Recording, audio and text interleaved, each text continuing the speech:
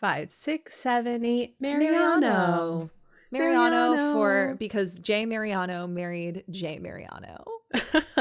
And we're so happy for them. We're so happy for them. Best of wishes. Yeah. Best of wishes.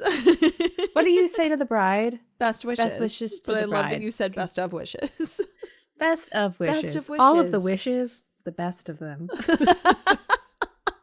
Let's do the podcast. All right, let's do the podcast. Here we go.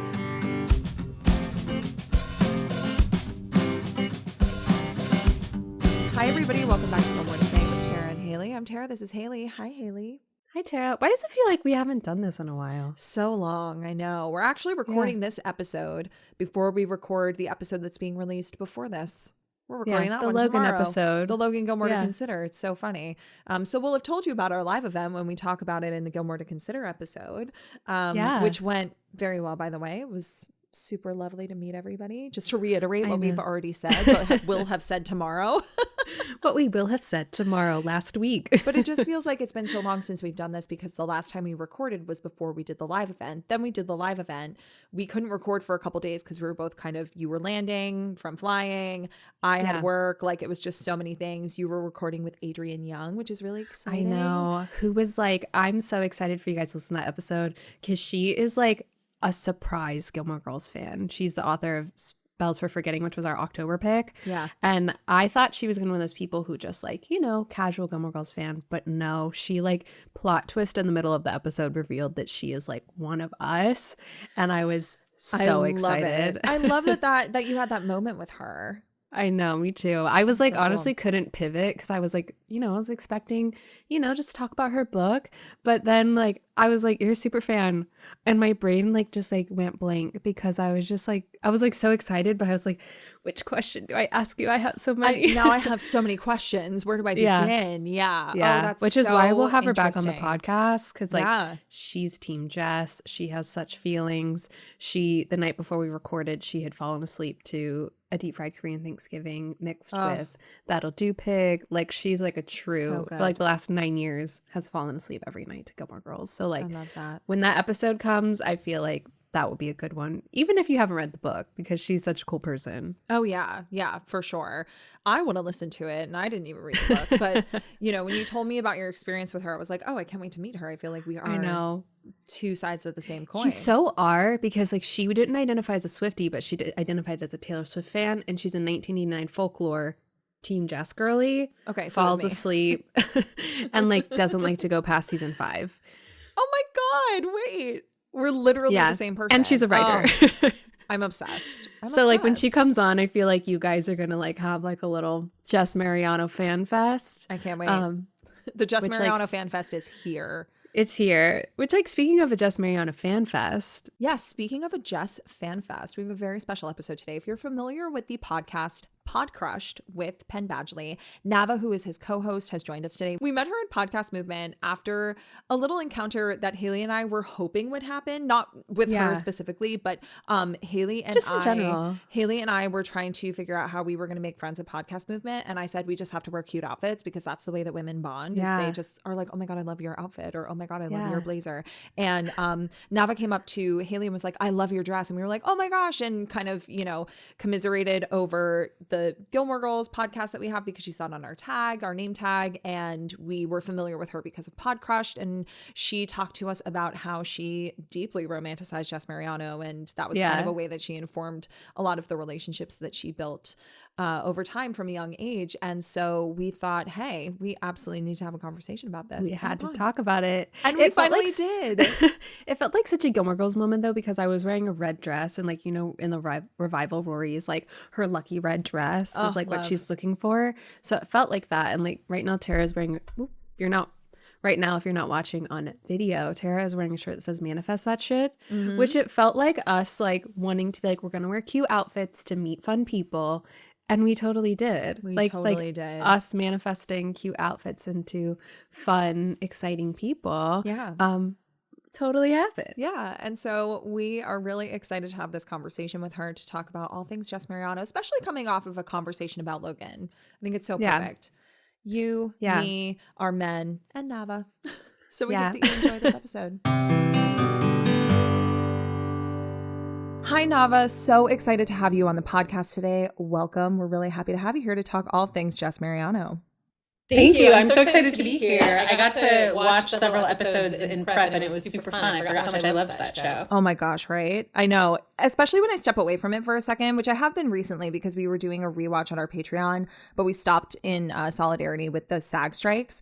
Every time I turn on an episode, because I'm watching it with my boyfriend, he's never seen it, and we're like in the middle of season 3, so like peak Jess era. Yeah. And every time I turn on an episode with him, because we move through it so much slower than I would move through it on my own, I'm like, God, I love this show. It's just so good. You get to like savor it. The savoring of it is really important. But we're so excited to have you here after meeting you at Podcast Movement. What an amazing little happenstance. It's funny because Haley and I were chatting before we went to Podcast Movement. And we were like, how do you think we're going to meet people? And I said, we're going to wear cute outfits. Yeah. That's how you connect with women. It's true. And that is exactly how we connected with you. You were like, hey, I really love your outfit. And I was like, I love your outfit too. I feel like there's no better way to connect with other women than to wear a cute outfit and to compliment their cute outfit. It's so true. I remember one of you, I think Haley was wearing like a checkered red dress. Was it something like that? Yeah. And I had seen you like earlier in the night than when I approached, and the whole night I was like, I just really want to tell her how cute her dress is. Is that weird? And then before I was leaving, I like walked over to the table. I like worked up the courage to be like, oh my God, your dress is so cute. You both look so good. Oh my God, thank you. It was really fun. Yeah. It was just so funny because as soon as you walked away, I said, see, cute outfits. Yeah, we were like, look, everyone like that we met that we loved that whole like weekend. I guess it was a weekend, a couple of days. It was because they complimented our outfits and us theirs. Like we right before we met you, we met this other podcaster who had an amazing jumpsuit on. And I was like, oh my God, I love your jumpsuit. And it's so genuine. I feel like that's how so many people connect oftentimes, especially like at events in New York. It's like, wow, I love what you're wearing. Just love it. But anyway, it sparked this conversation, which I was so happy about because we were familiar with your podcast, Podcrushed. And then when we saw your name tag, because what I loved about Podcast Movement is everybody wore a name tag with their name and what show they were affiliated with. That's how we also connected with a lot of people, was not just our outfits, but people being like, oh, you have a Gilmore Girls podcast. I love Gilmore Girls, because that is also an easy way to connect with people. I feel like 9 times out of 10 when you meet someone, they've probably seen Gilmore Girls. They probably love the show. It's their comfort food. And we saw that you were with Podcrushed and we were like, oh my gosh. And then you saw us that we had a Gilmore Girls podcast and it was like, oh, fate. I love it. It was like a perfect alignment. Exactly. So tell us a little bit about Podcrushed, about the premise, how you arrived at it. Because I feel like it falls in line very perfectly with the fact that as avid Gilmore Girls watchers, we love to talk about what we loved when we were younger. And I feel like that falls in line with Podcrushed. It's perfect. So Podcrushed is a podcast that I started with a couple of my friends in 2020. We had the idea in 2020 during the pandemic, sort of like peak pandemic. We were all based in New York. New York was such a dark place to be at the beginning of the pandemic. And so just really thinking about like hopeful content and uplifting stuff, like nothing bleak, nothing apocalyptic. And so one of those people is the actor Penn Badgley, who you might know as Dan on Gossip Girl or Joe on You. And I was telling him about this idea that I had for a podcast where you would just hear people's like embarrassing or heartbreaking middle school stories.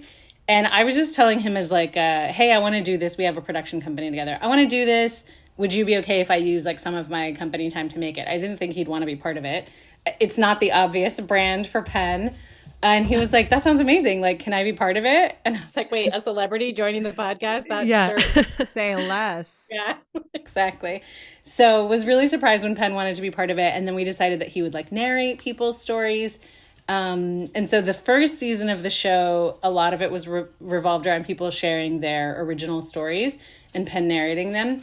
In the second season, we sort of shifted the format. So in both seasons, we interview celebrities and they come on and they tell us their coming of age stories, their middle school stories, how sort of their first love, their first heartbreak, these first like humiliating moments have shaped them and who they are today.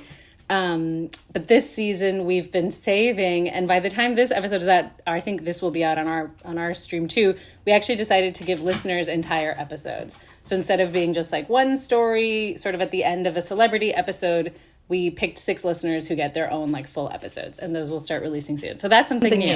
No, that's so cool. Fun. I love that. There's something so powerful in building community that way, because we do something similar where we have our listeners call in and share their thoughts and opinions on Gilmore Girls. We call it Gilmore to Consider.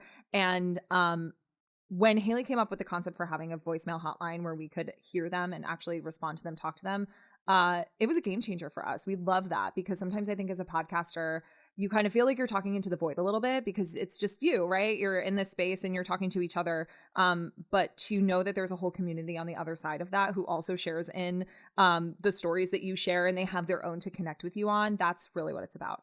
I love that. Yeah. I also love that you can connect over like the fact that like you're interviewing celebrities versus like your listeners coming in, and we all have the exact same embarrassing middle school stories to tell. Correct. Like everyone listens to it, because like I was listening to like the Rob Lowe episode, and like I can't relate to him like knocking on like Liza Minnelli's like hotel door, but some of the other things that he was saying, I was like, I can absolutely relate to like that feeling. So I love that there's that juxtaposition.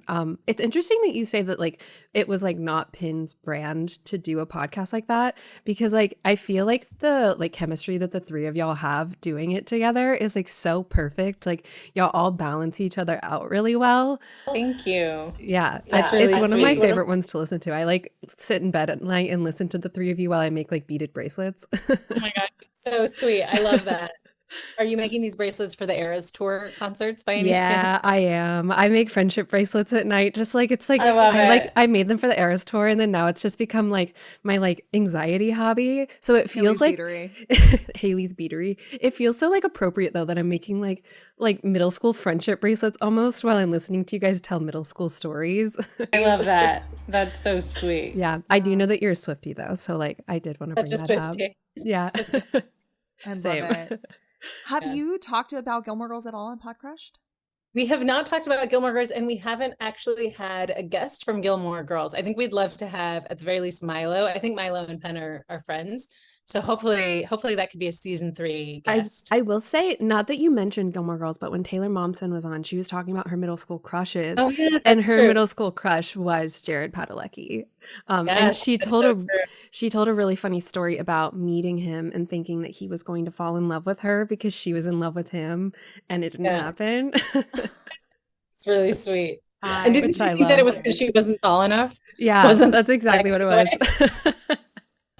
Yeah, That is Really so cute. cool. not to He is reference your own such a tall, podcast tall back to man. you, but like I remember listening to that I and just love like it. I love loving it so much. That's really sweet. Yeah. I love it. In the spirit of Podcrush, what we wanted to do is like for you to paint a portrait of like who you were when you first started watching Gilmore Girls, and what was going on in your life, and how you got led to the show. Can you remind me what year it premiered? Do you know that like off the In top 2000. 2000. 2000. Okay. That is sort of aligned with my memory. So I was a junior, either a sophomore or junior in high school.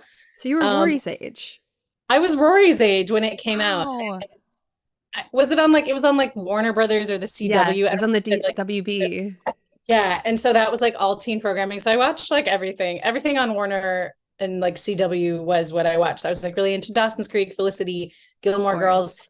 I remember when Gilmore Girls premiered, it felt really different than any other show, like the cadence, the sort of the focus on the mother and daughter. Rory being really smart and sweet, and the fact that she didn't wear makeup all really resonated with me. I wasn't allowed to wear makeup until I was older, and I was like definitely like a bookwormy kind. I mean, not exactly a bookworm, but you know, I did like well in school, and that was like a really big part of my personality. And so even though Rory and I don't look alike, she was like a character that I felt resonance with in a way that I hadn't with other characters. So the show felt special. And I really connected with it right away. I love that. Do you still feel the same way about Rory? Well, it's interesting. I haven't watched the revival. I don't know what you would call it. Oh, really? I know I need to watch it. So I don't know where Rory landed. But I was watching a few episodes last night, sort of the ones that introduced Jess to re-familiarize myself with it because it had been a while. And I just remember that she's so kind. Like I had forgotten that part of her personality. And I felt, this isn't an answer to your question, I'm answering a different question, but I felt sad because I was thinking that I can't think of any current shows where the leads are very kind. Like that just seems like something we let go of. Like they'll be smart, women are smarter than they were portrayed to be in the 90s and early 2000s, but they're like snarky and mean and like tearing other people down or getting revenge, or there just seems to be like an edge to it.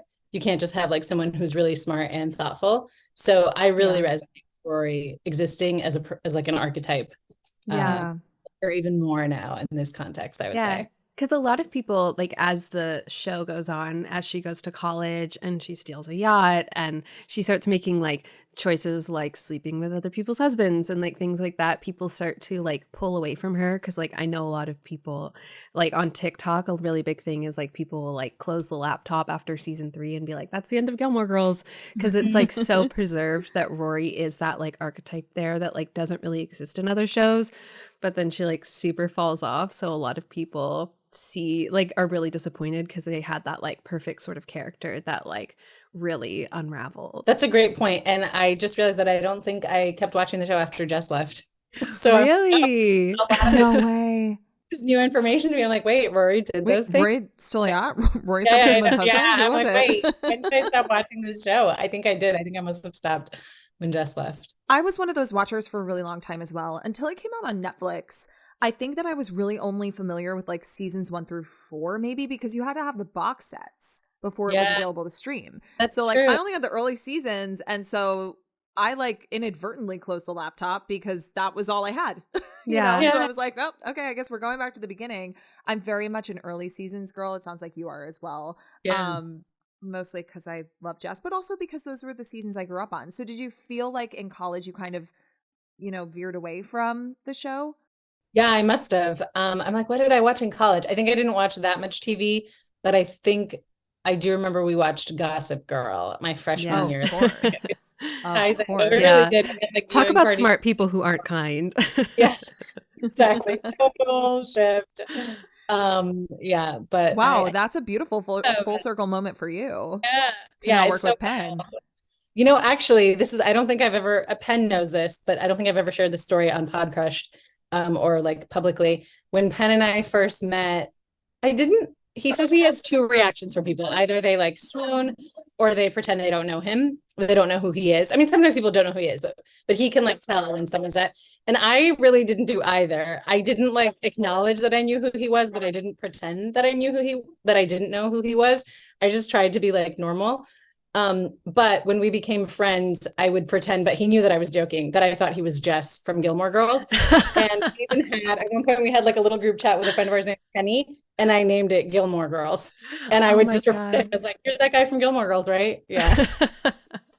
That is hilarious. That's amazing. I love that so much. Because like like they don't not look kind of the same. They look totally alike. I was watching that and I'm like, Penn could have totally been Jess. Like, 1000%. Oh, that would have been great. That is so funny.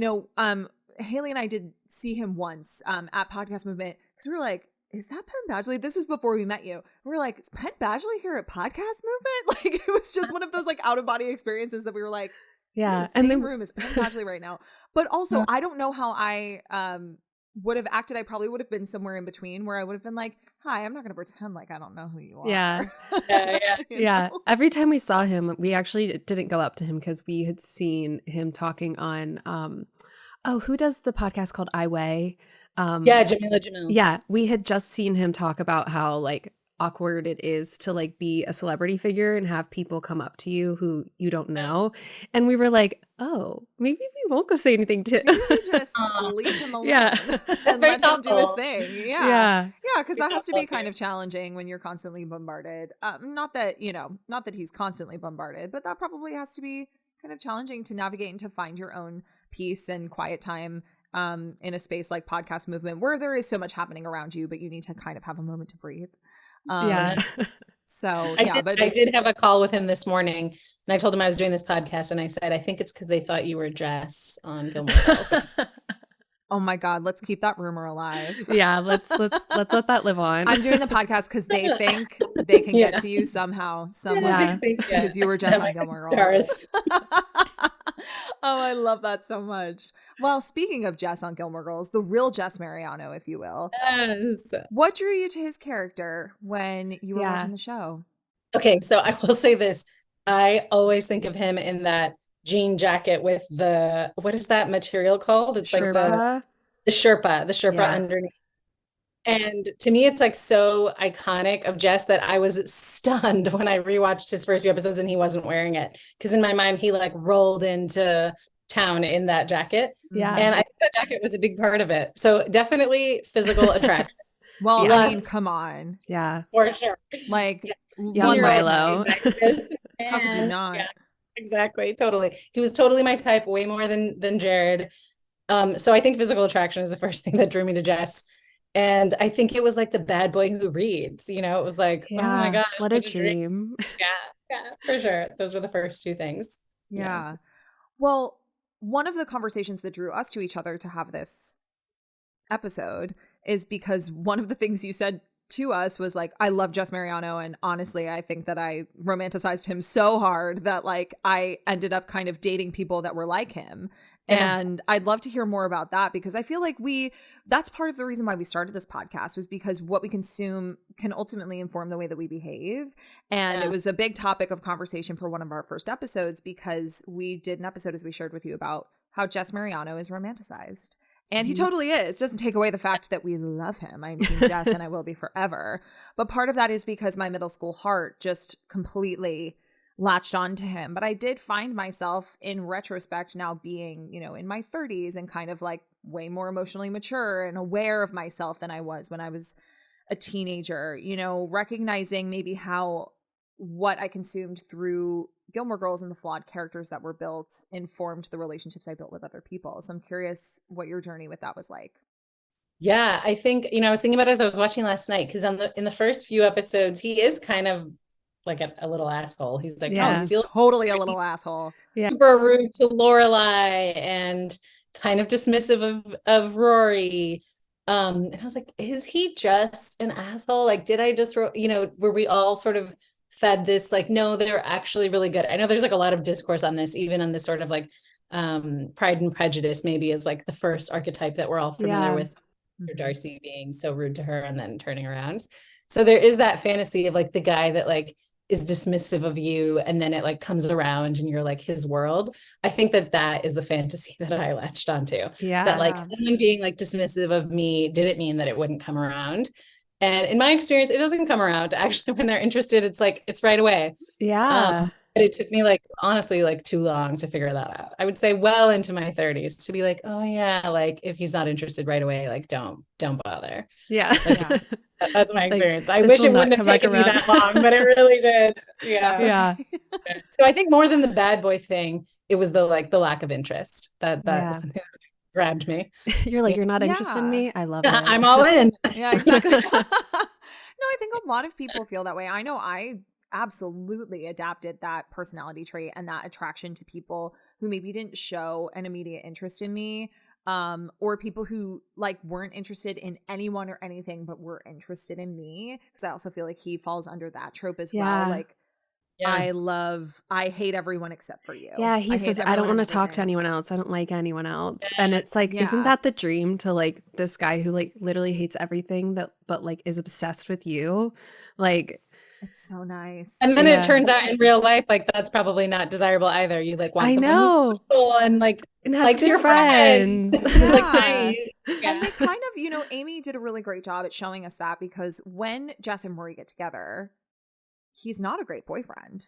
And like as a Team Jess stan, I completely stand by that, because people who question, you know, how can you be on Team Jess? He was a terrible boyfriend. I'm like, yeah, but I'm on Team Jess because of the character of Jess. He's amazing, very fleshed out, arguably, in my opinion, I've said this before so many times, has one of the most gorgeous character arcs on the entire series.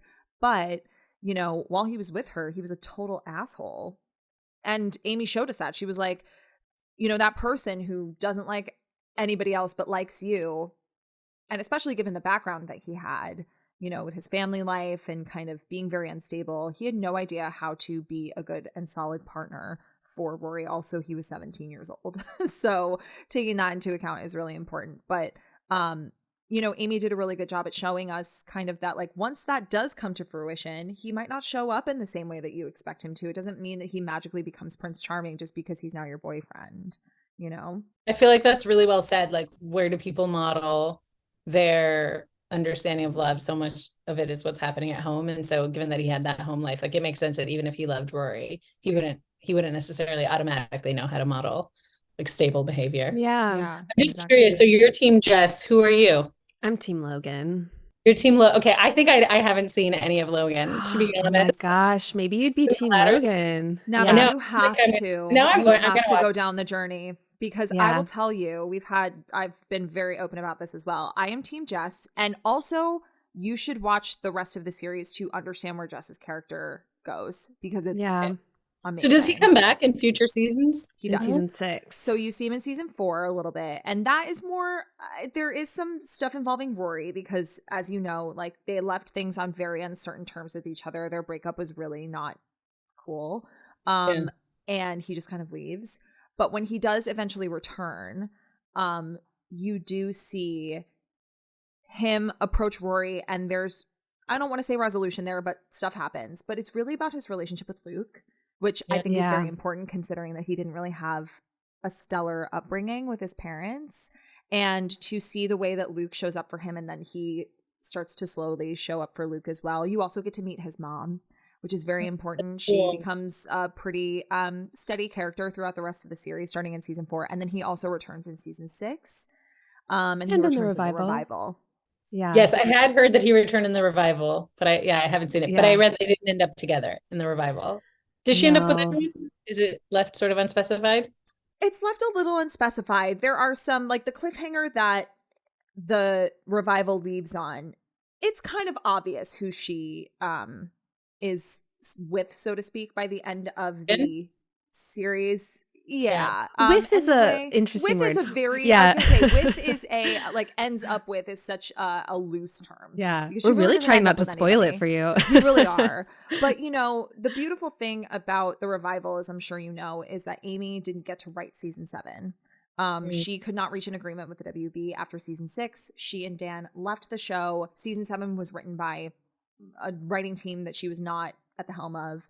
And subsequently the show feels like fan fiction. It kind of feels like very expensive fan fiction. So her coming back to eventually write the story and end it the way that she intended to, because the last 4 words, I'm sure you've heard about these like famous last 4 words.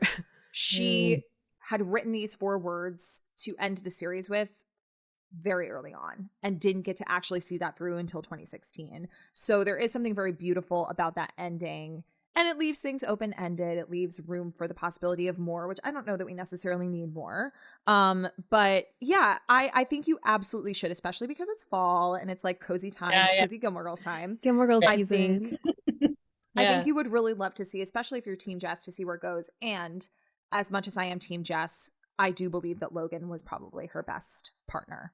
He was. Her most fleshed out, most appropriate partner for who she is and who she becomes. Yeah. And Matt Sacre is just great. Very yummy. What a cutie. Can we go on an aside about, I don't understand why studio execs like cut off, like, unless there's like a controversy, which has happened with like some showrunners, like why they won't just renew a contract of a very successful show. Yeah. Like, I think it's just like a lack of appreciation for writers and how it can't actually done by a bot or AI. Well, one of the big things with this one was that she was like pushing for an 8th season in addition to the 7th one, because all of the actors' contracts were going to be up for renewal as well. And so it was that kind of thing of like, if she was going to be renewed as well, she wanted the actors to get what they were paid. And like, if they were like, had been there for that long at like that rate, it was obviously going to increase. And so it was like kind of a mix of like, she was trying to like hold on to them as well and like appreciate them. And so it just like ended up not working out. And what, like a travesty, like to not be able to end that show well. That's so wild. Do you guys know like Steve Carell? I guess I found this out recently. He was willing to do like more seasons of The Office, but he wanted a raise and NBC wouldn't give it to him. No. Like, he's considered the number one, that someone just released this ranking. He's considered like the number 1 comedic character ever in television history. And NBC just let him go because they didn't want to pay him more, which I think is just so wild. Oh my God. I didn't realize that. Because you know, the word has always been that Steve said, I will do X amount of seasons and I'm out. Wow. Well, very topical and very telling for where we're at right now in history with all of these strikes. Yeah. We reference The Office a lot on this podcast for a Gilmore Girls podcast. Okay, wait, I have one more. You can cut all of this. But I also, when there was a writer's strike in 2007, are you guys Friday Night Lights fans? Mm-hmm. I never watched, but I've heard such great things about it. I'm a fan because there's like 2 episodes where Matt Zuckery comes on, and I literally like binged the entire series up until that point so I could like watch it and know what was going on with his character. It's so good. So in Friday Night Lights, it was like around when there was the first not the first ever, but the most recent writer's strike. Right.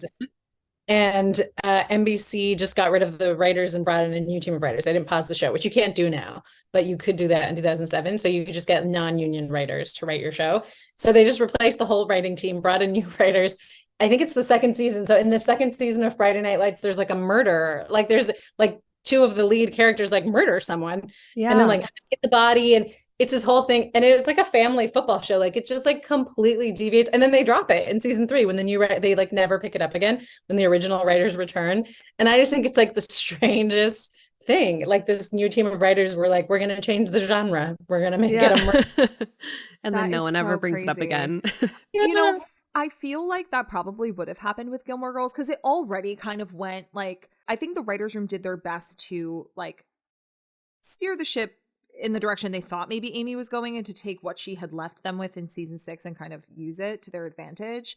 And I know that they were kind of flying a little bit blind, but the show ended in 2007. So had they continued with another season, yeah, that's true. It would have been wild because they wouldn't have had Amy. They wouldn't have had their writers. If the WB tried to do what Friday Night Lights did, I can't even imagine.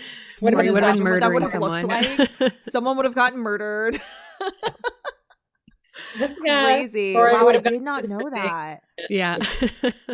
Oh my gosh. Yeah. But anyway, that kind of brings the revival full circle because, I don't always know that we necessarily need a revival when it comes to these really popular TV shows that are now. It's happening a lot more since Gilmore Girls did it. They were one of the earlier ones to do it.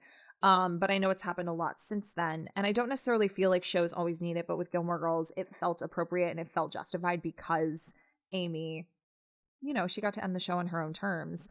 But with Jess's character, I don't know if you knew about this, but Here Comes the Sun, which is the episode where he goes to California and sees his dad, was a backdoor pilot for a TV show called Windward Circle, where he was supposed to be the star of the show. It was supposed to be a Jess Mariano spinoff, and it was about him getting to know his dad and living in California. And what kind of bums us out that we talk about often, and we would love to ask Amy if we ever have her on the podcast, if this was the intention, was, did you write his character to let Rory down, leave, abandon her, go to California to service this pilot, this backdoor pilot in this show that never happened? Or was he always meant to do that? Did we kind of lose his character? Was he meant to be more of a series regular for the rest of the show? And I'm really curious what that would have looked like, because he does come back, which is great. And I think he needed to anyway, to service his relationship with Luke, to, say his piece with Rory. I don't know that it necessarily happened in the way that I would have loved for it to happen. But, I would just wonder how different it would have been had he been able to be on for as a series regular instead of kind of going off to service this backdoor pilot that never came to fruition. Yeah. It's so interesting when shows, like when you have a character who's so popular that they do get the spinoff, and then it, there's like humans involved, just the actors, and you wish them the best. And I guess a lot of actors want to be like the lead of something. Mm-hmm. So that part of it makes sense, but it always feels like it, to the degree that the concept is art, it feels like it kind of corrupts the art a little bit, like to make a commercial decision. I think about that even with like Buffy, how Angel got his own show, which was very successful, but they absolutely set those characters up to be each other's soulmates and then rip them apart so that he can get his song. Yeah. It doesn't make sense to the story you were telling, but that kind of is true of this too, is like, I know that like it really makes sense to Jess's character to like, I think to leave and like not like communicate that to her, because like he was just in I thought you were waving a feather for a second. We're about to do a spell together. Yeah, we're just about to do some witchcraft. Oh my gosh, that was so crazy. Luna's tail just went across the screen for anyone listening on audio. I just realized we just all started laughing at that. I love it. But What was I even saying? I have no idea. Kind of makes sense to Jess's character to leave without. Oh, right. Leave without communicating, because like he was just in that place like we were talking about earlier of like his home life. Like there was nothing really like holding him there except for this girl that he didn't know how to treat well. And I think that it was kind of like that Midnight Rain vibes of like he broke her heart because she was nice sort of things. Love the reference. Yeah, of course.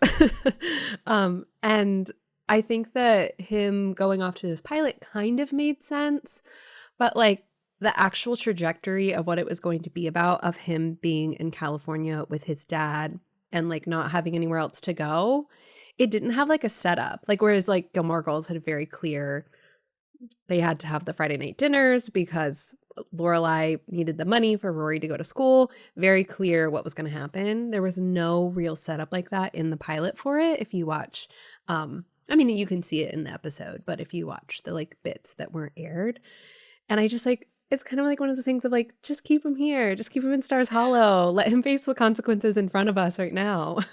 Yeah, I agree. Yeah, I do agree with you that like him leaving was not so off brand. Like it wasn't like a murder in the middle of Friday Night Lights. It was very much like, okay, yeah, it is so on brand for this person to leave. But it's, yeah, I just needed, not that I needed more of a reason, but I needed more of a setup, you know, like there was some setup, but I don't know. It just, I think that is that's another huge reason why people close the laptop on season 3 is because they're just like, oh, well, that was a letdown, you know, all of this build up in season 2 and in, you know, at the beginning of season 3 for him to let her down, which was such a bummer and maybe kind of inevitable, but kind of breaks your heart when you're Team Jess. Yeah. And I feel like as audiences now, we're more used to there's just a lot more of like people don't end up together who you root for. But I feel like in the 90s, people always ended up together, and this is like just right after the 90s. So I feel like there's an expectation as an audience that like they're gonna end up together. So it's like I know. I also stopped watching Buffy when Angel left. I was like, I refuse. Yeah. I am out. This is not what I signed up for. So how did you feel about Dean watching the series? Yeah, I felt like he was like blah. Like I just was never that into him. He was kind of, I don't know. Yeah, he didn't do any, I didn't feel like anger, and I wasn't into it at all. Yeah. I felt similarly while I was watching the show that I was like, oh, they're cute, but like Jess. Yeah. Jess. But as an adult, I kind of watch him, and, you know, I've softened on this a lot, but part of the reason that Haley and I started our show is because we met each other on TikTok, and we would do these TikToks about, you know, Gilmore Girls and our hot takes and whatever. And my first hot take, where one of my videos went viral, was because I was talking about how I felt like Dean was easily Rory's most toxic boyfriend, and in my opinion, because, I hear this take. Yeah, and it's because I think that, you know, coming from the perspective of early 2000s when things were a little different, we let a lot more slide, and just in general, like being a 16, 17-year-old, you know, he just seemed like kind of an immature, like emotionally kind of inept teenager. And I still think that that's true. But when you watch how quick he is to anger, and the way he just like is always jealous and always like controlling, a little clingy, you know, like that's so normal for a 17-year-old. But like when you really watch it as a 30-year-old, you're like, good point. Ow. Please, no. It's like red flag, like just throwing them every which way. And so I think that part of the reason why I latched onto that so hard is because I felt like growing up, and I don't know if you felt the same way, especially being on Team Jess, that he was really criticized within the show and outside of the show for being like a bad boy, for being, you know, defiant and really difficult to handle. And he stealing was gnomes. stealing gnomes. But like for me, you know, when I look at them now in hindsight, I'm like, actually, I kind of think Dean posing as this nice guy, I'm not saying he was a horrible person, but posing as like this nice guy who was super quick to anger, super quick to be jealous, super quick to like be super possessive of Rory in her time. I actually kind of felt like Jess liberated her character in a lot of ways because she was kind of opening herself up to more possibility than putting herself in this box to be with Dean. I like that. I can get behind that take. Yeah. What do you think? No, I feel the same. I will say when we first started this, like a lot of like our very first episode is called Star-Crossed Lovers and Other Reasons to Hate Dean Forrester. So we like came right out the gate with like we were not about this man. We have merch that says Dean sucks on it. So like we're like very solidly in the camp that like we don't like this man. But what's interesting is like we on our Patreon we've been rewatching like we mentioned, and we like paused, and so we've gotten up to season 3, and as we've made our way through, Tara, who was like very like firmly in the belief that like Dean is awful terrible, and like I was a lot more like lenient toward it. As we've made our way through, Tara has like opened up and like recognized a lot more of like the reasons why he did things, and maybe at some point's been like, wait, was I Dean as a teenager? Whereas like I have gotten more like critical of him, and like I'm the one that's like, wait, why are you defending him here? Like this is terrible. And she's gotten a lot more understanding, which I think is really fascinating, because like in our first episode, I think I was the one who was more I guess like generous towards him, offering him some more like grace as a teenager. Because that's like the biggest criticism that people have for us is like that like he's a teenager. I'm like, he's a teenager written by 40-year-olds. Yeah. Totally. Yeah. I've definitely softened about it, because watching this show with a more discerning eye, you know, it's so different when you're watching it for pleasure, comfort, whatever. And then you're watching it to actually talk about it and break it down and get into the nitty gritty of these characters. And I was like, well, I get why he was upset. My stance now is that I understand his feelings. I don't necessarily think the reaction was justified. Like when he, you know, the episode where Rory and Jess and Paris are all hanging out because Lorelai and her mom have gone to the spa. And she says like, I am spending a night to myself. And Dean is like, oh, okay. You know, he calls himself a saint for allowing her the space to have a night to herself. And I was like, okay. And, you know, Paris shows up and that's unexpected. And then Jess shows up and that's super unexpected. And he surprises her, Dean, by coming over.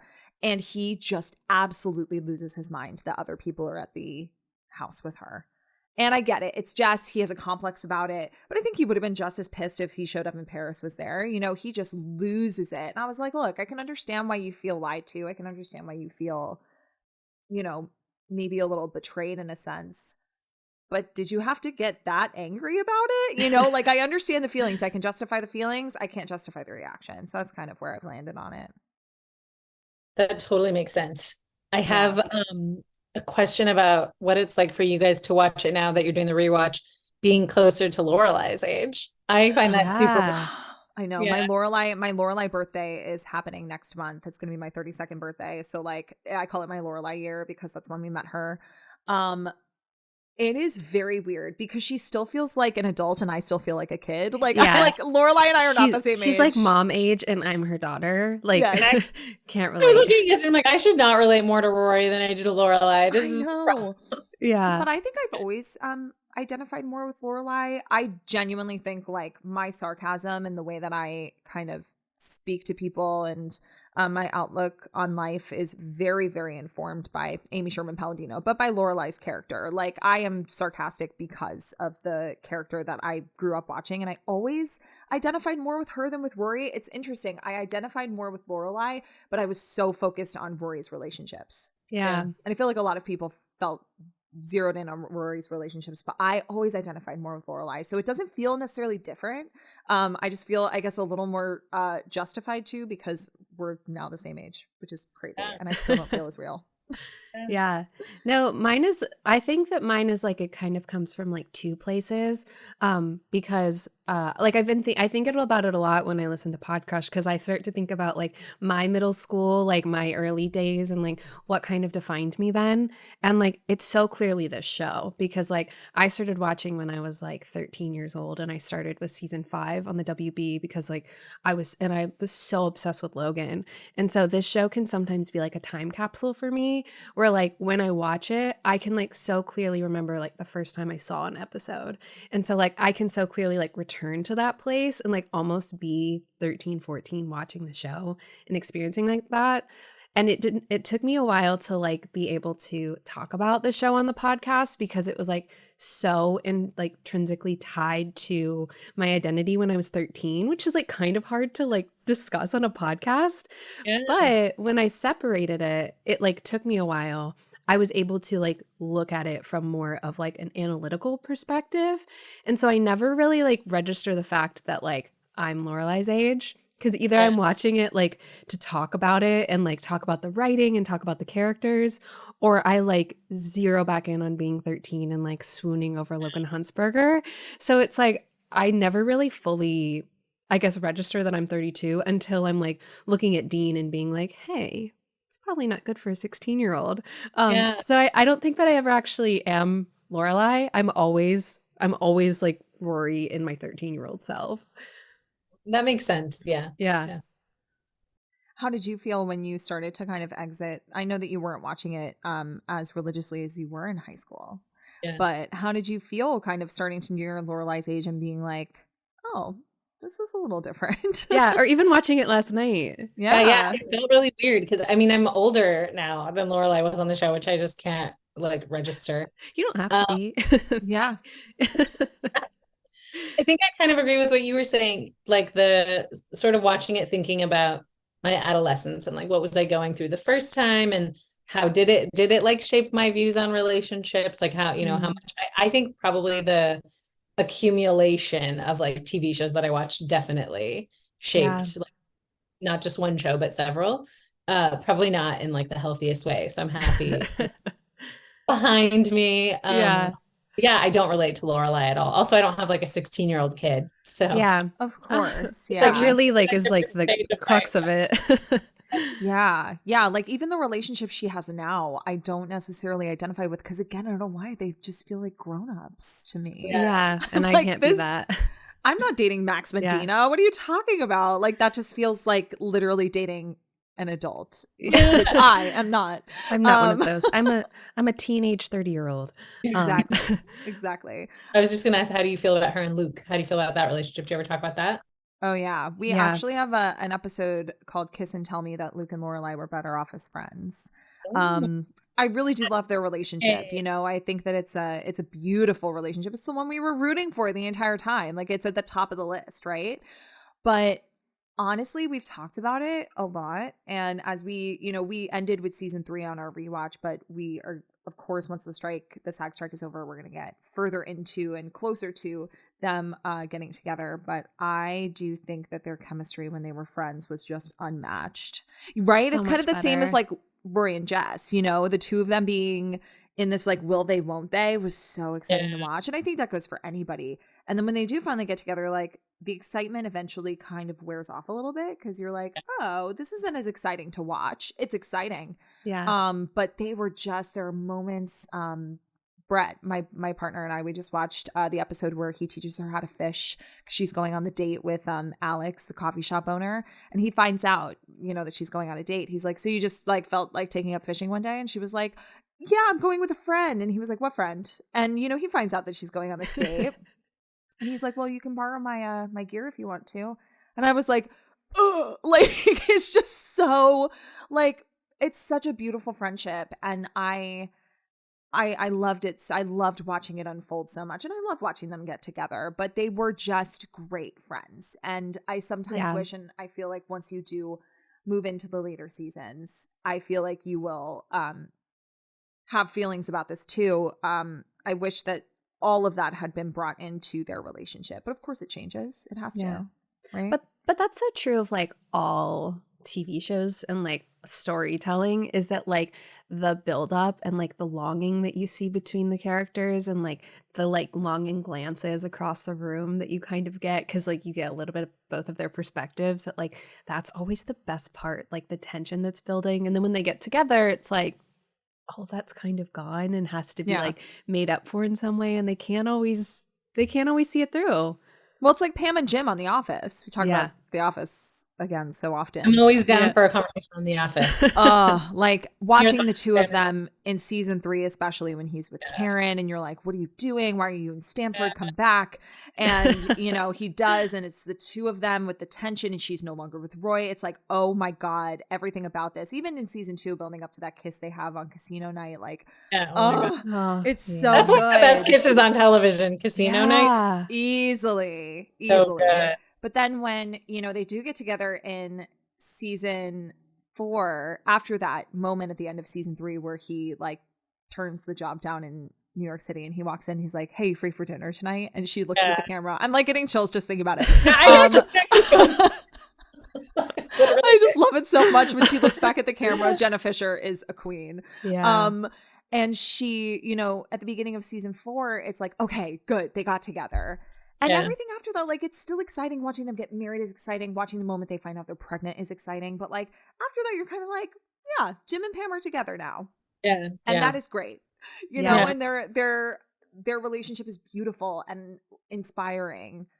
But it's, you know, watching them get together was the exciting part. Yeah. Can I compare a moment of that to Jess and Rory? When you mentioned like the kiss, like the Casino Night, like that's just so good.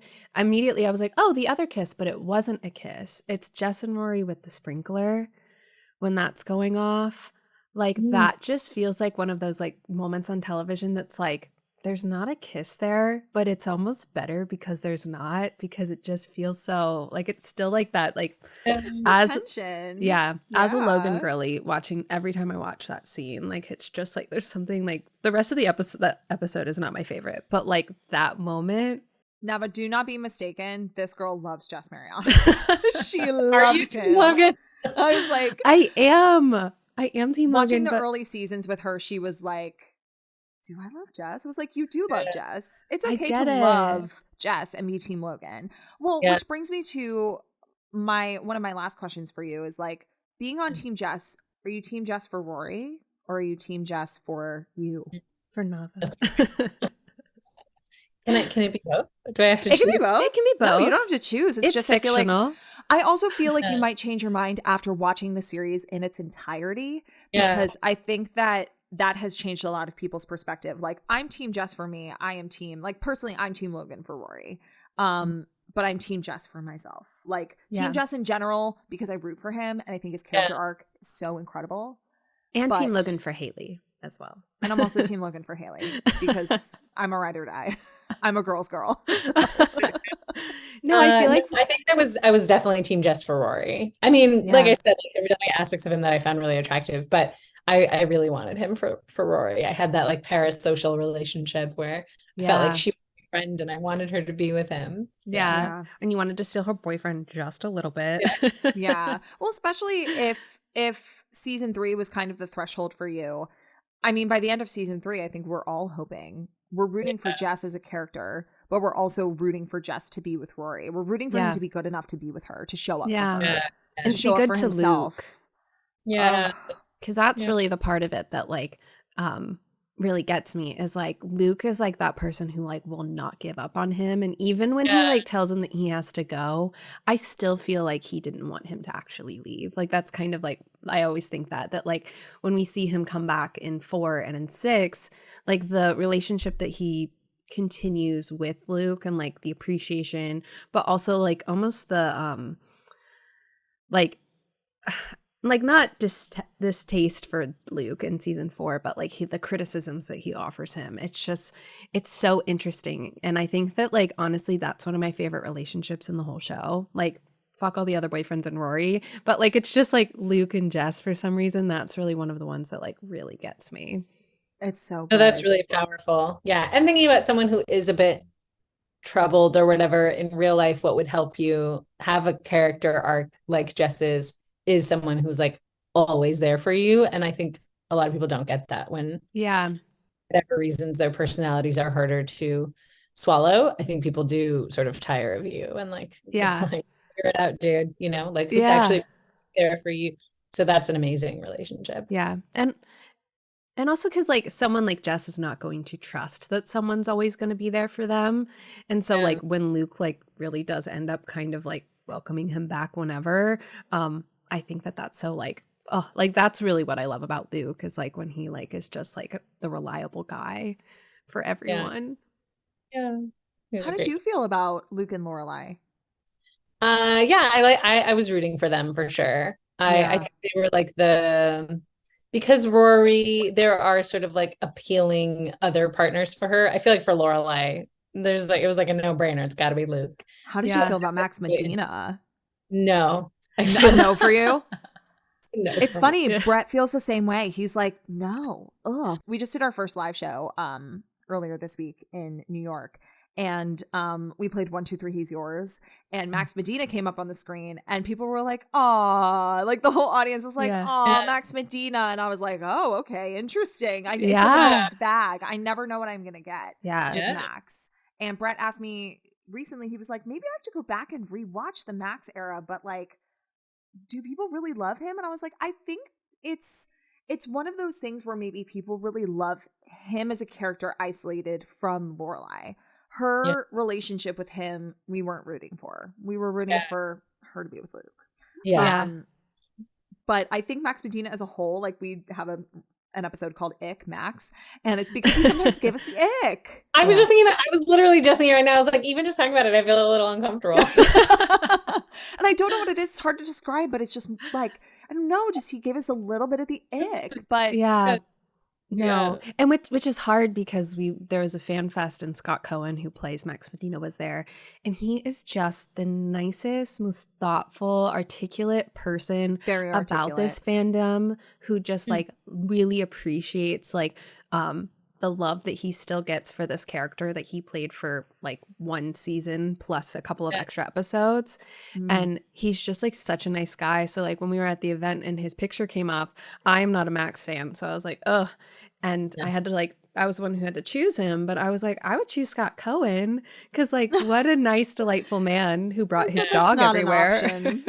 That's not an option, Haley, but I appreciate it. But Max Medina, I was like, no, man, no. Can't do it.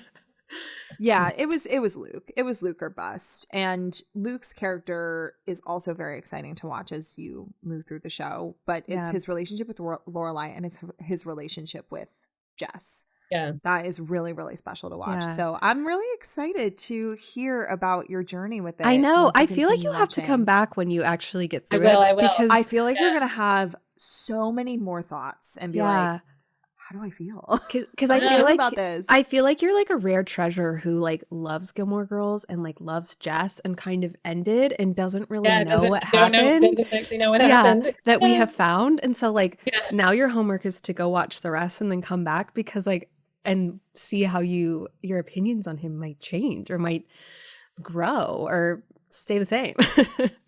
I'm excited too. I do have one more question for you guys. Yeah. I feel super weird anytime I see Melissa McCarthy on that. Like I cannot accept that it is Melissa McCarthy. And every time I'm like, is it Melissa McCarthy or is it someone who looks just like her?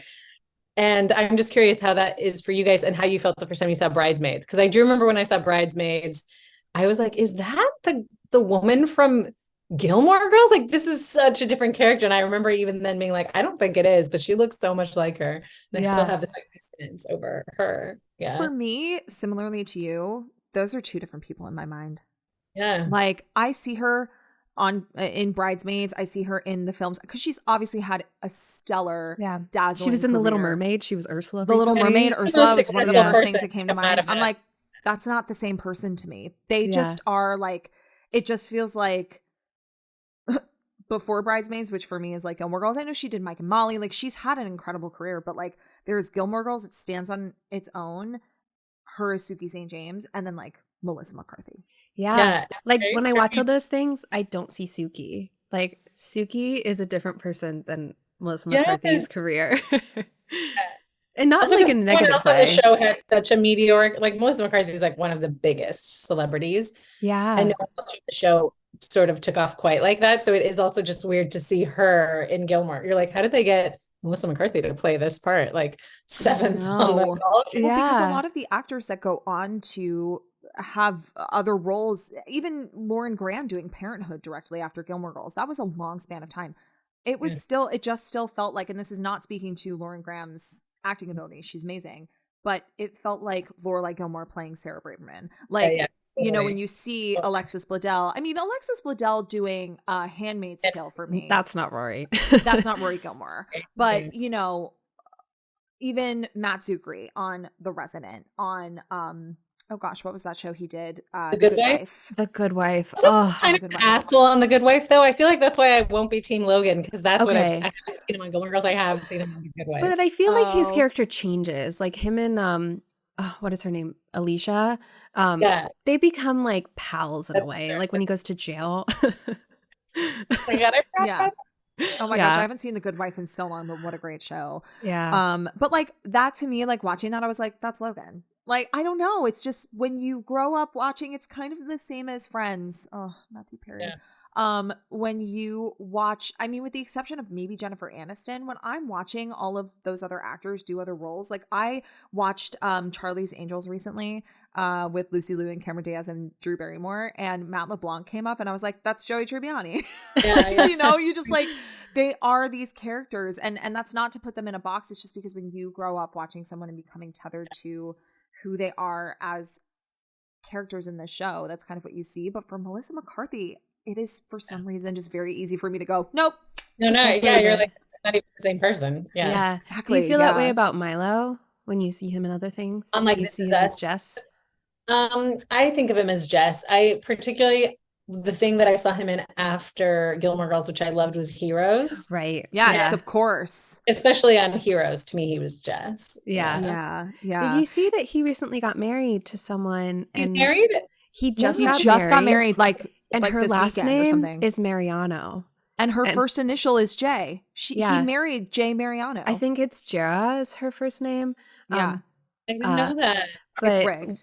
When I read it, I was like so confused. I was like, why would they use her married name in this headline? Why would they not use her maiden name to describe who she was? And I felt like I was having like some sort of like brain aneurysm, because I was like, I couldn't understand the headline. And I was like, Milo Ventimiglia married someone. His name is Milo Ventimiglia. I couldn't understand it, but I was like, this is crazy. Wild. Isn't that so crazy? Wild, but what's that guy who played Chuck Bass on Gossip Girl? Ed Westwick. But he has a dog that he named Humphrey. And I heard him in an interview talking about it. And he, like, the person was like, oh, for Dan, who, like, so they're like enemies, Dan Humphrey. And he's like, what? And he's like, no, for Bogart. Like, he was like, I didn't even put it together that he like named his dog. That's so funny. That is so funny. He's also on the show. He wouldn't call him Dan. He would call him Humphrey. That's right. Yeah. Oh my God. I just rewatched. I just binged it all about 6 months ago, maybe a year ago. I love that show so much. Yeah. I love it. It's so good. Still holds up. Living in New York City, I was just like, after I'd watch it, it's like, you know those videos where you see on TikTok where they're like, this is me before I've watched Gossip Girl. This is me one day after watching Gossip Girl. Like 2 days in, I was just like sunglasses on, Blair Waldorfing my way around town. Scheming in a headband. Scheming in a headband, pearls on, like no notes. I just love that show so much. How has it been to work with Penn, and like how do you feel now that your worlds are going to collide potentially? Gossip Girl working with Penn, Gilmore Girls having Milo Ventimiglia on. The same person. I hope we get Milo on. It would be amazing. But it is, I will say, it's super strange, like meeting celebrities that I've like idolized since I was young. It never feels the way that I think it's going to. Like, it feels more normal somehow. And I think Chase Crawford, I will say, we had Chase Crawford on, who played Nate on Gossip Girl. And that one was like, Chase is just such a beautiful man and very like charming in a way where he's not trying to be. Like, you can tell when someone's trying to be charming. He's just like naturally like a little bit he's like boyish, and he's like a little bit shy, and for like 3 days I couldn't stop thinking about him. Of course. I'm obsessed. I love that. Because you've gotten to have so many people on. Chase Crawford, Ed Westwick, Taylor Momsen was recently on. Like, I just think did you have Ed on? Ed was on? We haven't had Ed on. Oh, I'm sorry. I thought that you guys had Leighton, Chase, and Taylor. Yeah. That's so cool. And if you have Milo Ventimiglia on, that will be I'll text you guys. Text us and make sure we know the difference between Penn and Milo. That is so great. Oh, well, it's been such a joy to have you here to talk all things Jess Mariano and just middle school musings over Gilmore Girls. And we'll definitely have to have you back on when you have watched the show in its entirety, because I have a feeling that some of your feels are going to change, and just, you know, taking everything into account to kind of wrap up Jess Mariano as a character, I think will be really exciting for you. Yeah. I'm excited. Yeah. Thanks for having me on. This was so fun. Of course. Yeah. We'll talk to you so much. soon.